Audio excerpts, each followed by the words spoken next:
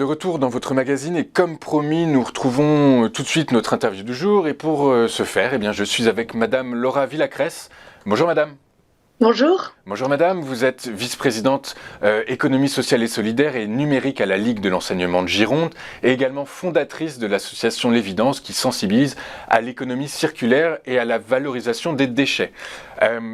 Aujourd'hui, on va parler de la souveraineté alimentaire en France, puisque depuis le premier confinement, les Français ont peur de la pénurie alimentaire. Cela s'est remarqué par le fait que beaucoup ont fait des réserves pour plusieurs mois, alors que d'autres espèrent toujours ne pas manquer. Le pouvoir exécutif souhaite donc désormais reconquérir ce qu'on appelle sa souveraineté alimentaire. Madame Villacresse, qu'est-ce que c'est que la souveraineté alimentaire ? Alors la souveraineté alimentaire, c'est un concept qui a été émis pour la première fois en 1996, mais qui en fait aborde le fait de pouvoir librement consommer, que chaque population puisse consommer ses produits dans des conditions d'autonomie, en fonction en fait du contexte et en fonction de sa culture. Donc c'est un concept qui petit à petit c'est un peu affiné.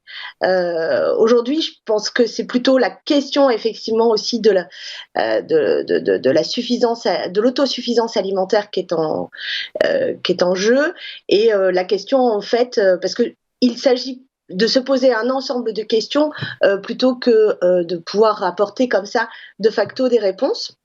Donc les questions, en l'occurrence, ce sont celles de comment se nourrir dignement, d'avoir une alimentation durable, une alimentation saine qui va avoir une incidence sur le corps, sur la santé, même sur l'économie derrière, et de trouver en fait le modèle qui sera le plus idoine pour pouvoir effectivement avoir une vision pérenne. Alors, ok, très clair, je comprends bien. Alors, vous parlez d'autosuffisance.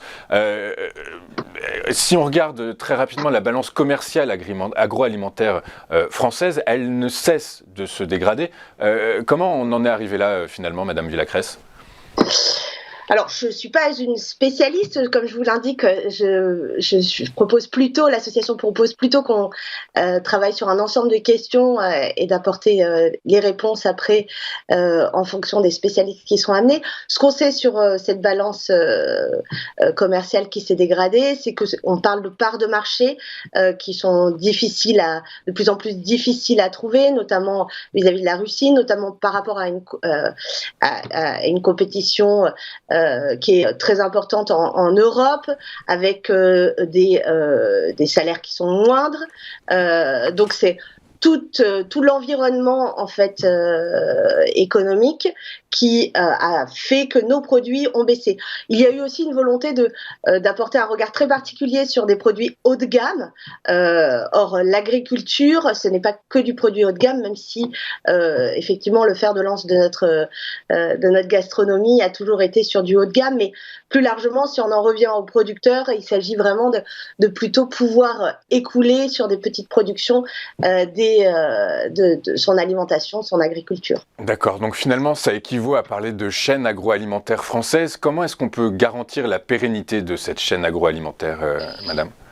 Alors, les chambres d'agriculture ont posé ces questions-là justement pour travailler sur une juste adéquation entre circuit court et exportation. Il y a des initiatives qui sont ici et là en présence, où on voit qu'il y a beaucoup le concept de tiers-lieu nourricier aujourd'hui qui apparaît, qui pose la question également de la relation à l'alimentation, comment se nourrir, comment échanger les bonnes pratiques, comment respecter les agriculteurs. L'alimentation, à mon sens, elle est vraiment à la confluence d'énormément de questions, les transports, la santé mentale, la santé physique, les questions qui sont aussi liées à la production, au respect des chaînes de production, aux produits phytosanitaires. C'est l'alimentation pour nous épicuriens, grand épicurien, ces Français qui adorons la gastronomie, qui avons l'art de la table. parler agriculture, c'est un pan lié à l'alimentation. Ce sont des chaînes qui se retrouvent les unes les autres. Mais parler de l'alimentation, de la valeur gustative, du retour également à des changements de recettes anciennes ou oubliées, des échanges de pratiques. Vous parliez tout à l'heure du déficit de la balance. Il y a eu un problème de transmission des exploitations également. Ça fait partie des difficultés. Donc, ces modèles de transmission peuvent aujourd'hui se retrouver dans des initiatives, des initiatives locales.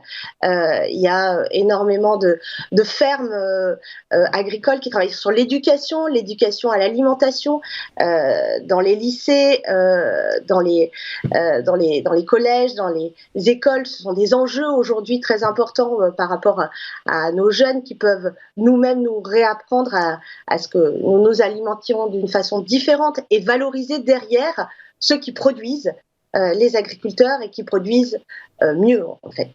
Et donc, vous nous expliquez qu'il faut finalement changer un peu les mentalités, qu'elles soient au niveau des élèves, au niveau de l'école, au niveau des agriculteurs eux-mêmes, au niveau des consommateurs. Donc il y a un vrai bouleversement, un vrai choc que vous espérez, que vous attendez. Dans le détail, quel est, je dirais, le niveau d'organisation qu'il faut bousculer en premier? Est-ce qu'on parle au niveau de la parcelle, donc de l'agriculteur, au niveau du territoire, au niveau plus haut des politiques, au niveau des consommateurs? Quelle est l'organisation qu'il faut bousculer pour accélérer ce changement de paradigme dont vous parlez? Les organisations en Nouvelle-Aquitaine, la région Nouvelle-Aquitaine s'est largement, par exemple, emparée de ce sujet. Elle a fait une série de webinaires autour de ces questions-là, puisqu'elle a la compétence sur l'agriculture, le développement durable.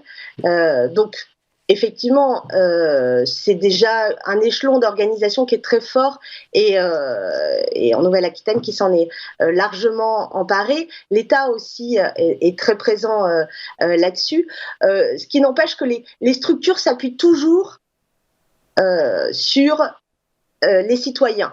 Elles vont les accompagner, elles vont les aider à changer de mentalité en soutenant un ensemble d'initiatives. Il y a beaucoup d'appels à projets qui sont soutenus.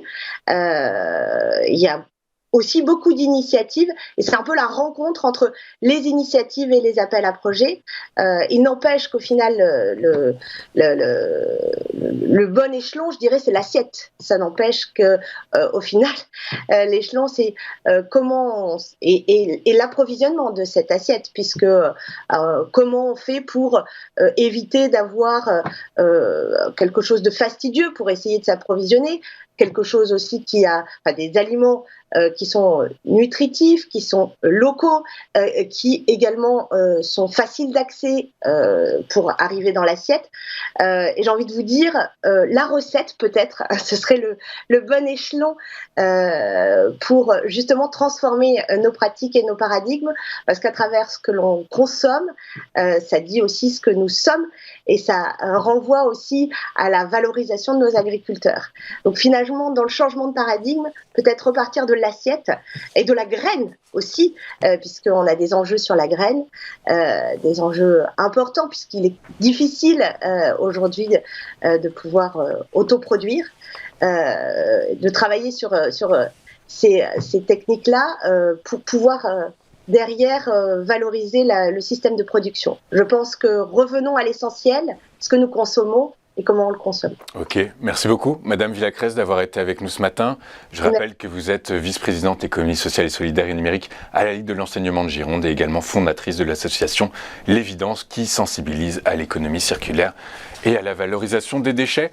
On marque une courte pause et on revient juste après avec les équipes de Day by Day pour votre focus sur deux matières premières. On en parle tout de suite après cette pause. À tout de suite sur Téléfinance.